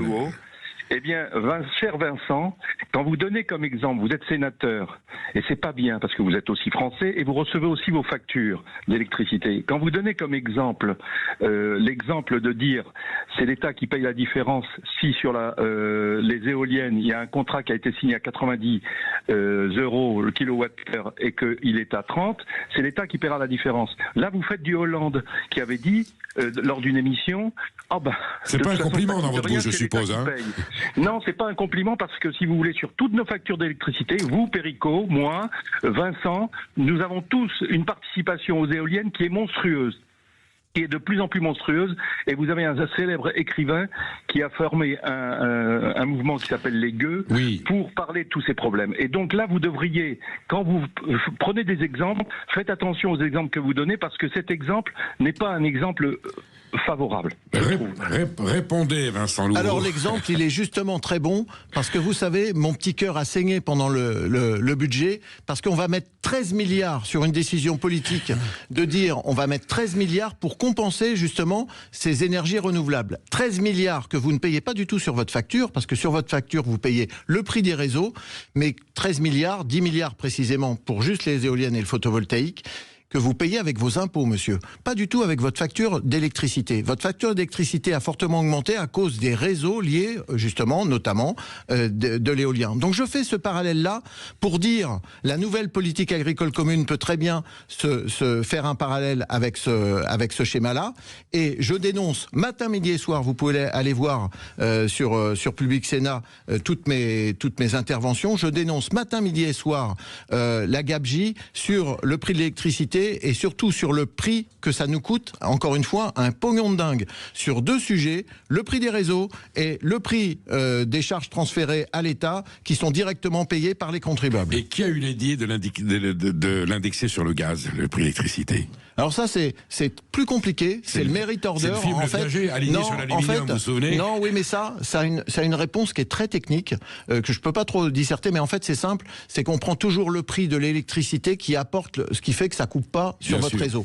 Donc quand il fait très froid, on allume une centrale à gaz qui va amener les derniers gigawattheures de puissance, et c'est ce prix-là qui fait le prix global pour toutes les énergies. Donc Henri s'inquiète à juste titre quand même que voilà, il a raison. Mais je prends le point, Henri. Je me suis mal exprimé. On est d'accord. Vincent Louot, aujourd'hui le monde agricole est divisé. Vous le constatez bien sur le traitement qu'il faut apporter à cette épidémie de dermatose bovine. Faut-il abattre, vous le dites, vous avez un troupeau, si demain une de vos bêtes est touchée, contaminée, il faut abattre la totalité du troupeau. Vous pensez qu'on a encore les moyens de réfléchir et de savoir si on peut abattre évidemment la bête contaminée et maintenir un confinement pour voir si le reste du troupeau l'est aussi ou pas? Ou est-ce que le principe de précaution n'est non négociable, il n'y a même pas à discuter, on abat la totalité du troupeau tout de suite? J'aimerais pouvoir avoir une bonne nouvelle, pouvoir dire peut-être qu'on peut faire comme ci, comme ça, et puis me démarquer en disant oui, on va peut-être trouver une solution. Je dis pas qu'il y en a pas. Je dis que aujourd'hui, en tout état de cause, avec ce qu'on sait, cette maladie se transmet par les moustiques, les mouches. On a 2-3 mois pour résoudre le problème avant l'arrivée du printemps et de l'explosion du nombre de mouches suceuse de sang. Donc ça, il va falloir vraiment qu'on se bouge. Et encore, il ne fait pas assez froid. On aurait un moins 10, moins 12, ça serait réglé. Mais ce que je veux dire, c'est qu'on a un moment, une fenêtre de tir favorable où il ne faut pas baisser la garde. En Savoie, les deux Savoies, on a réussi à éradiquer la maladie. Il faut continuer. Je suis désolé. Moi, si demain, il faut abattre mon troupeau, je peux vous dire que je serai le premier à chialer. Vous en avez combien? J'en ai 40. 40 limousines. Plus les bébés, plus tous les petits et tout ça. Vous les connaissez toutes à 40? Mais bien sûr, je les connais toutes. Je les reconnais en fonction de leur cornes. Elles n'ont plus de petits noms parce qu'on a perdu l'habitude de leur mettre un petit nom depuis 20 ans. Mais je connais les lignées. C'est des vaches qui ont leurs cornes. Vous avez vu. Elles ont toutes les cornes. Donc, ça, c'est vraiment le premier point. Si vous avez un élevage où il y a un animal qui est touché, si vous tuez que l'animal touché, il l'a refilé à 1 ou 2 ou 3 bêtes, vous allez attendre 3 semaines, 1 mois pour voir apparaître la maladie. Alors, on pourrait envisager de le faire en vaccinant tous les animaux de l'élevage en question et attendre, et on les tuera 10 par 10. Jours, hein, c'est entre 5 et 28 jours. 28 jours. Le fait que la maladie apparaisse. L'effet du vaccin, c'est 21 jours déjà. Ah oui, déjà. Non, mais bien sûr. Déjà, ce qu'il faut savoir, c'est que les tests sérologiques qui ont été faits en Savoie ne marchent pas du tout. C'est-à-dire que vos vaches sortent négatives alors qu'elles ont des pustules partout. Il faut vraiment gratter le pustule pour constater que c'est la maladie. Sans oublier les portes saines. Tout à fait. Manifeste pas le fait d'avoir. Donc aujourd'hui,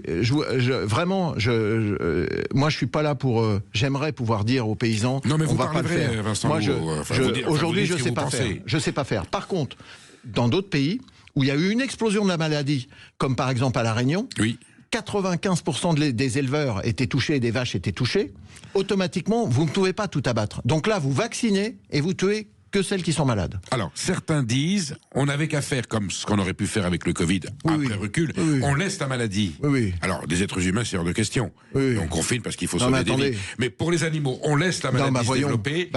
Ça ne tue que 5 à 10% du bétail, et ce qui fait que ça en sauve le reste. C'est un argument qui tient la route ou c'est absurde? Voyons, et tout ça, à quel coût? Perte de production laitière, les vaches arrêtent de produire du lait quand elles ont la maladie. Avortement massif, perte des bébés de nos vaches. Des vaches qui s'amaigrissent, des vaches qui ont plein d'autres problèmes. Le coût vétérinaire de traiter des animaux, parce que nous, les éleveurs, laisser des animaux malades, faut bien les soigner. Qui paye? Donc, qui paye? Non, mais donnez-moi la réponse. Qui paye le vétérinaire dans ces cas-là? C'est l'éleveur. C'est l'éleveur. Aujourd'hui, est pris en charge l'abattage d'urgence.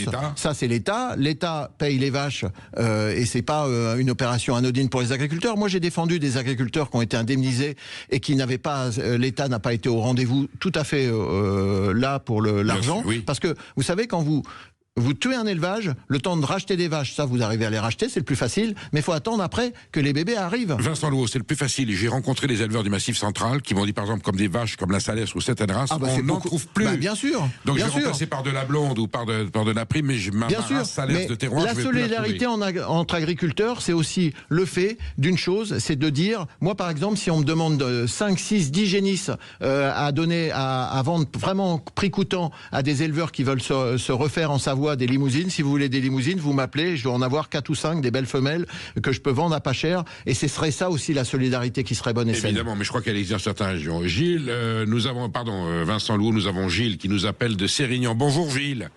Bonjour. Je crois que vous n'êtes pas content à cause du Mercosur, c'est ça? Ça, mais surtout, moi je me dis, avec tous les problèmes que cause l'Europe, parce que tout le monde se plaint de l'Europe, moi je me dis, si le Mercosur est voté, pourquoi le président ne met pas dans la balance une petite de l'Union européenne? Et au moins on verrait la valeur de la parole de la France et le port de la France au sein de l'Europe. C'est-à-dire que vous cesseriez de participer au financement de l'Europe, si je comprends bien, à hauteur de... Vincent Louot, et on verrait le poids de la parole de la France. Oui, c'est une forme de, c'est pas un chantage, mais enfin ça y ressemble un petit peu. Vous savez, là où vous marquez le point, c'est que le poids de la parole de la France a complètement été délaissé par nos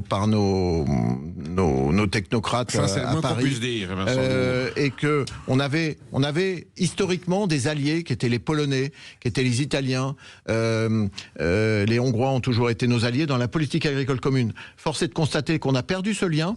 Pourquoi? Parce que on est un peu crâneurs les Français, et qu'on croit parce qu'on est Français, en fait, on va imposer aux autres notre façon de penser. Donc Donc on a perdu nos meilleurs alliés. L'Italie est en train un peu de se retourner et revient sur le Mercosur. Vous avez cité des pays au gouvernement polémique. Hein. Certains sont considérés comme illibéraux. Madame Meloni elle est considérée. N'empêche qu'on était en cause commune avec eux. Oui, mais n'empêche que quand tu es dans une Europe, quand ça te plaît pas, c'est évident que pour certains points, ça te plaît pas. Mais vous savez, faire des deals et faire des négociations, c'est aussi mettre de côté certaines choses qui sont trop sensibles. Mais si on fait un package et on dit non, mais là le gouvernement il me plaît pas, je veux plus parler avec ce pays-là, comme la Hongrie, comme la Pologne ou comme l'Italie. Mais attendez, on va finir comme des ploucs tout seuls dans notre beau pays. Donc encore une fois, déjà, on prend soin des pays qui étaient amis. Deuxième point. Arrêtez de payer l'Europe. Vous savez, l'Europe nous envoie aussi beaucoup d'argent, donc on arrête de payer, ils arrêtent de nous payer. C'est le chien qui se mord la queue. Et n'oubliez jamais qu'on vend un tiers de nos productions en Europe. Notre premier bassin d'exportation, le premier marché, c'est l'Europe pour tous les produits. Que ce soit des produits. Vous savez, le marché commun, c'était le but. Donc, il faut à tout prix faire valoir des choses dont on est fier. Des valeurs. On a sur le nucléaire des choses de valeur. Autant sur la bombe, on amène le parapluie à toute l'Europe. C'est quand même quelque chose. Après, on apporte la stabilité de l'électricité pour toute l'Europe, grâce à nos centrales nucléaires qui sont des centrales tournantes, et donc ça règle la fréquence et l'intensité pour toute l'Europe. Tout ça, ça vaut un peu de fric dans la négociation. Mais je pense que les idiots utiles qui font les négociations n'en parlent jamais, parce qu'on parle des sujets thématiques, vous savez, et puis après les ministres arrivent et on signe un beau papier, et après tout le monde repart. Ils oublient même de manger ensemble. Alors que autrefois, Chirac et tout ce petit monde, quand ils faisaient des négociations, c'était des négociations à table qui finissaient à 5h du matin, peut-être avec 1,5 gramme, mais au moins ils arrivaient à des négociations conclusives. Je ne cesse de professer depuis 20 ans que l'acte alimentaire est un acte social, culturel et politique. Et ce qui se passe autour de la table est souvent plus pertinent ce qu'on fait par ordinateur. Tout à fait. Vincent Louroux, est-ce que la République française peut dire, en fonction des lois européennes, des traités européens, je fais acte de subsidiarité, je prends un droit de réserve, vous pouvez signer le Mercosur, je ne l'applique pas chez moi. Est-ce qu'elle a le droit de le faire aujourd'hui au vu des textes européens? Bien sûr que non. Bien sûr que non. C'est quoi le droit de réserve? Mais on ne peut pas appliquer le droit de réserve sur une compétence pleine. Enfin, je veux dire, alors là, soit j'ai loupé un de mes cours du soir. Non, mais on ne peut pas. Vous savez que nos douaniers n'appliquent que des directives. Et les douaniers, il n'y a pas de retranscription en droit français des directives européennes sur la douane, parce que le commerce est de compétence, je l'ai dit tout à l'heure, européenne. Donc il faut bien comprendre que l'Europe, qui s'est comportée comme un peu les idiots utiles de la mondialisation, où la pensée unique de l'Europe, c'était les marchés vont tout résoudre. Mais non, les marchés ne résolvent pas tout. Vous avez deux pays comme Trump d'un côté et les Chinois de l'autre côté qui signent des décrets plus vite que leur ombre. Et nous, les idiots utiles européens, on réfléchit, on négocie, on va mettre 6 mois, 1 an pour réussir à faire un truc. Mais attendez, la crédibilité, elle est plus là. Donc oui, les agriculteurs qui voient tout ça, ils sont chauds patates. Et ils se disent, dites donc, les petits loups, quand est-ce que vous passez la deuxième, là? Parce que nous, on est en train de mourir. Les commerçants sont en train de mourir avec Chaim et Temu. Les industriels prennent en pleine tronche le fait qu'on n'arrive pas à s'adapter à une concurrence qui est sauvage avec la mondialisation. Donc, bienvenue dans le monde réel, les gars. Il va falloir se réveiller. Quand j'entends le président de la BPI qui est surpris de l'innovation en Chine, j'ai envie de lui dire, dis donc, il fallait se réveiller avant. Hein. C'est pas très rassurant. Vous êtes sur Sud Radio, vous restez avec nous. Il y a Vincent Louroux qui est en pleine forme. Il dit des choses importantes qu'on entend rarement sur d'autres médias. Et vous nous retrouvez dans quelques instants parce qu'on continue ce débat passionnant sur l'avenir et la détresse de l'agriculture française. Au 0826 300 300. Midi 14h, Sud Radio, la France dans tous ses états. C'est le face-à-face, mais c'est un face-à-face constructif, même si on se dit les choses avec véhémence. Mon cher Vincent Louroux, nous dissertons tout simplement sur la situation agricole qui est effarante. Comment on en est arrivé là? Vous avez fait une description de la situation depuis 50 ans, qui prouve qu'il y a eu des aberrations qui ont été acceptées, et avec la complicité de tous les partis et de tous les intérêts du monde agricole français. Pour autant, je vous posais la question il y a quelques instants. Ce Mercosur, on n'en veut pas. Le gouvernement essaie de repousser un petit peu à plus tard, savoir si Madame van der Leyen veut bien, et la Commission repousser cette signature.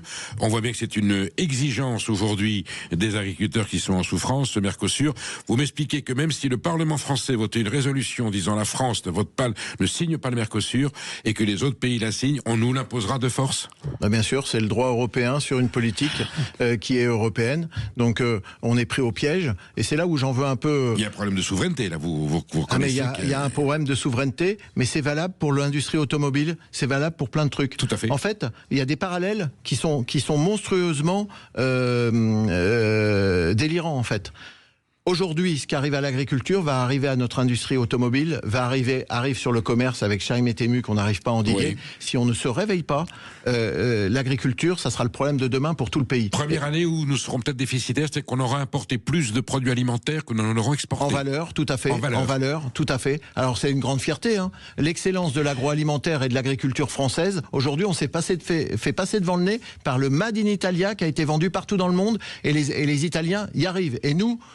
Comment on en est arrivé là, Vincent? Mais on est arrivé là, surtransposition, normes aberrantes, une volonté idéologique, en fait, de réparer des choses qui ont été abusives. On a été peut-être une corporation assez trop forte à un certain moment, où on a refusé de voir qu'on portait atteinte à l'environnement à un certain moment.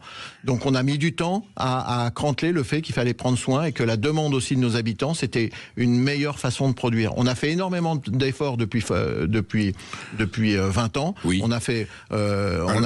Justement, alors la loi d'avenir sur l'agroécologie, Stéphane Le Foll. Ensuite, Julien de Normandie, alors la loi Egalim 1, elle part, vous vous souvenez du départ en fracas de Nicolas Hulot qui dit on m'a menti. Julien de Normandie dit non, c'est important, il faut la remettre en place, on fait une loi Egalim 2, arrive le Covid. Ensuite, il y a la loi CME ou CLME. Est-ce qu'à un moment donné, le gouvernement de la République, est-ce que la République a pris le dossier à bras-le-corps? Est-ce que dans la loi agroécologie, il y avait des choses valables qu'il fallait garder? Il y avait des choses valables qui ont donné une impulsion et qui ont bien marché. Franchement, aujourd'hui, on ne peut pas dire que les agriculteurs continuent à faire ce qu'ils faisaient il y a 30 ou 40 ans. Mais bien sûr, on a résolu les problèmes. On a fait c'était sur tous les revenus. Alors, Egalim, c'est différent parce que c'est sur les revenus, sur le comportement des achats et des personnes qui nous achètent nos produits, qui est basé sur la LME. On n'a jamais... En France, vous savez, on fait des apports, on fait des nouveaux Egalim sur des nouveaux Egalim et on fera des nouveaux Egalim qui augmente la complexité du truc. Mais tu n'as pas enlevé une loi de modernisation de qui était l'économie complètement débile. Tout. Mais oui, qui était débile. Non, elle était en première, la LME. Mais, du coup, comme elle est débile, on n'a pas enlevé LME. Donc quand vous montez une maison sur des fondations pourries, ça peut pas marcher. Et ça, c'est le tort français. C'est nous, les parlementaires, on fait des apports dans la loi. C'est-à-dire, on repart jamais d'une feuille blanche pour écrire quelque chose de bien. Et là, vous voyez que le système, il est à bout. La complexité administrative, la complexité même pour les acheteurs. Aujourd'hui, vous faites de la viande emballée à vendre au Leclerc pour rentrer dans le marché. C'est hyper compliqué. Il faut trouver un directeur de magasin qui s'adapte et qui dise, non, on va pas passer avec tes accords d'achat et tout ça, on va faire ça en loose day. Mais c'est ça la réalité de la complexité dans laquelle on nous a mis. Michel-Édouard Leclerc était ce matin sur une radio du service public. Il disait, heureusement que nous sommes là, nous aidons localement les agriculteurs en détresse. Oui. On leur paye le... Oui, voilà. mais lui, on le connaît. Moi, j'ai mon cousin qui fait des pommes bio. Il se retrouve avec des pommes qui viennent des quatre coins du monde à côté de ces pommes bio. Et mon cousin, il sert d'animation de la tête de gondole pour vendre de la pomme où il fait beaucoup plus de marge parce que... Donc, on arrête de nous prendre pour des idiots utiles. On vous a vu. Eux, ils veulent des prix. Ils font pareil avec les tomates cerises. Ils sont en train de sacrifier les 4000 producteurs de tomates cerises parce qu'ils préfèrent du Maroc où ils font plus de marge. Donc on vous a vu, j'ai envie de dire, ne nous prenez pas que pour des débiles.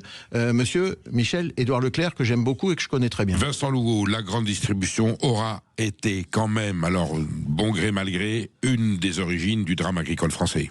Ouais, alors on n'a pas que ça, parce que vous savez, la surtransposition nous a fait beaucoup plus de mal. Là, la nouvelle norme sur les engrais qui arrive, 150 € de taxe à la tonne d'engrais, c'est 60 € de l'hectare qui disparaît pour l'agriculteur. C'est un drame. Moi, j'ai mes copains céréaliers, ils n'y arrivent plus. Du blé à 160 € la tonne. Moi, j'ai envie de dire aux fonctionnaires de France, demain, est-ce que j'ai envie de vous payer au cours mondial de la fonction publique, qui est peut-être à 800 €. Ça va peut-être gueuler. Et on vous donnera des aides pour compenser la différence, mais on vous mettra tellement de conditionnalités sur le fait qu'il faut faire tout bien comme il faut pour pouvoir qu'on vous donne la différence. C'est quand même ce qu'a fait l'État.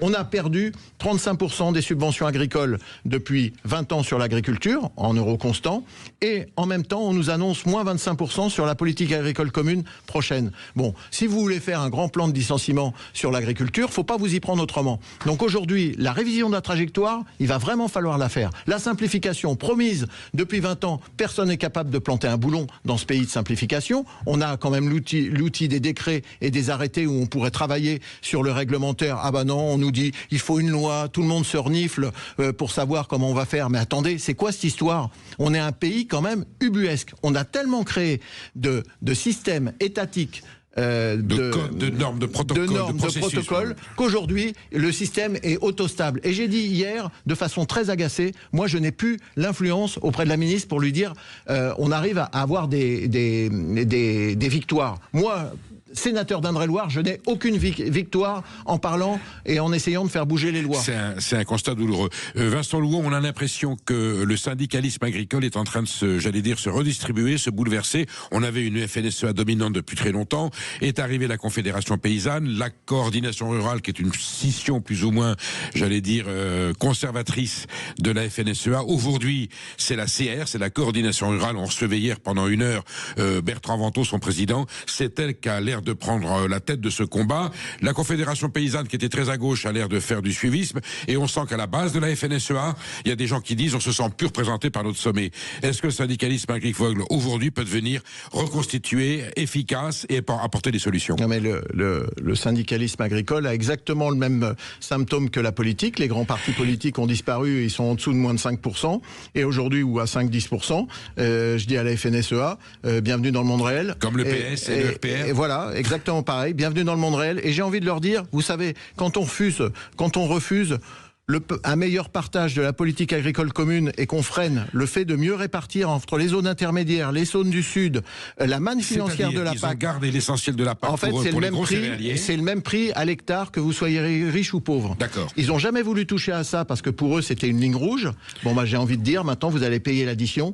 Vous n'avez pas voulu toucher à vos situations de rente. J'ai envie de vous dire, maintenant, il est trop tard. Et les gars du Sud et des zones intermédiaires sont bien agacés et ils sont pas contents. Et comme ils sont pas contents, ils changent de crèmerie, comme les partis politiques. Quand on n'est pas à la hauteur, c'est pas les autres partis qui sont bons, c'est nous qui sommes mauvais. Bon, en tout cas, Vincent Louot, vous ne nous annoncez pas un apaisement de la situation. Pourtant, les problèmes sont posés. Il y a des solutions ou non? Il y a des solutions, je reviendrai pour pouvoir vous parler des solutions. Oui. Il faut juste une ambition politique, il faut du courage politique et il faut ramener le bon sens dans tout ça. Et à un moment, on résout les problèmes un par un et on les coche les cases un par un et on arrête de tourner en rond à ne résoudre jamais aucun problème. Aujourd'hui, on voit ce que ça donne. Le monde agricole est en train de mourir et il ne se laissera pas mourir et il va poser beaucoup de problèmes dans les semaines à venir. Pourquoi? Parce que la population se retrouve dans cette problématique agricole. J'ai parlé de l'industrie, j'ai parlé des commerçants, tout le monde est en train de mourir et que aujourd'hui, on n'a pas envie de se laisser crever. Bon, merci Vincent Louot. Vous reviendrez parce que vous parlez vrai et je pense qu'on aura l'occasion de encore débattre de façon constructive sur l'avenir de cette agriculture qui est quand même l'âme de la France. C'est ce qu'on a de plus précieux. Merci d'être venu. Voilà, bonne fin d'année si on ne se revoit pas d'ici là et certainement l'année prochaine. Le sapin de Noël Sud Radio. Allez, on termine cette émission en beauté avec une gagnante qui remporte le cadeau du jour. Florence. Bonjour Florence. Bonjour. Qu'est-ce que vous prenez le matin, Florence? Qu'est-ce que vous prenez le matin au petit déjeuner? Un café, bien sûr. Et bien là, vous allez pouvoir faire votre café avec la Ninja Luxe Café, la machine qui vous offre une vraie expérience de barista. Alors vous aurez le choix entre l'espresso, l'americano, le latte, le cappuccino. Enfin, je vous souhaite de très heureux petits déjeuners. Vous avez quelqu'un à côté de vous pour prendre le petit déjeuner le matin? Oh oui. Bon, alors vous pourrez faire du café pour deux et entamer la journée en bonne forme. Tout le monde. En plus, elle est magnifique. Bon, mais en tout cas, Florence, vous êtes où? Vous êtes à Paris, c'est ça? À Paris, oui. Bon, eh bien, bonne matinée, bon petit déjeuner grâce à Sud Radio. On vous embrasse et bonne fin d'année. Et si vous aussi vous souhaitez remporter un cadeau, vous écoutez Sud Radio toute la journée et dans chaque émission, un cadeau à gagner jusqu'à Noël. Merci pour votre fidélité. Tout de suite, Brigitte Lahaie sur Sud Radio. Très bonne journée à tous.